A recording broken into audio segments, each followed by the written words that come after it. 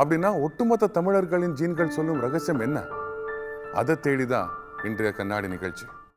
கல் தோன்றி மண் தோன்றா காலத்தே முன் தோன்றிய மூத்த குடி நமது தமிழ் குடி என அடிக்கடி தமிழர்கள் பெருமை பேசுவார்கள். இதற்கெல்லாம் என்ன ஆதாரம் இருக்கிறது என பலர் ஏளன வார்த்தைகளை அள்ளி வீசுவர். ஆனால் நமது அருகிலேயே ஒருவர் வாழும் எடுத்துக்காட்டாக இருக்கிறார் என்றால் நம்ப முடிகிறதா? இவரிடம் இருக்கும் மரபணுக்கள் 50,000 ஆண்டு பழமையானவை என கண்டறிந்திருக்கிறார்கள் ஆராய்ச்சியாளர்கள். மதுரை மாவட்டம் முசிலம்பட்டி அருகே இருக்கிறது ஜோதிமாணிக்கம் கிராமம்.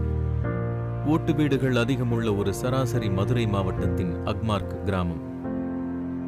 நமது ஊரைப் போலவே அதே தெருக்கள், அதே ஆட்கள், வயதானவர்கள், இளைஞர்கள், குழந்தைகள் என எல்லா ஒற்றுமையும் இருக்கிறது.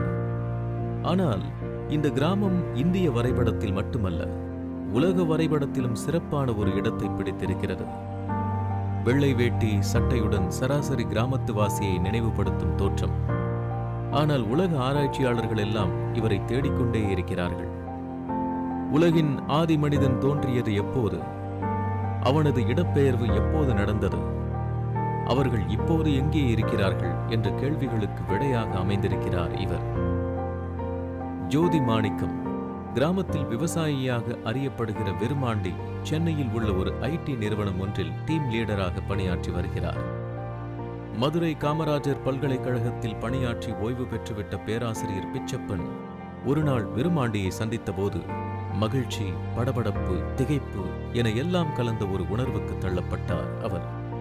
ஆம், அன்று பிச்சப்பன் சொன்னது இன்னமும் அவரது நினைவில் இருக்கிறது.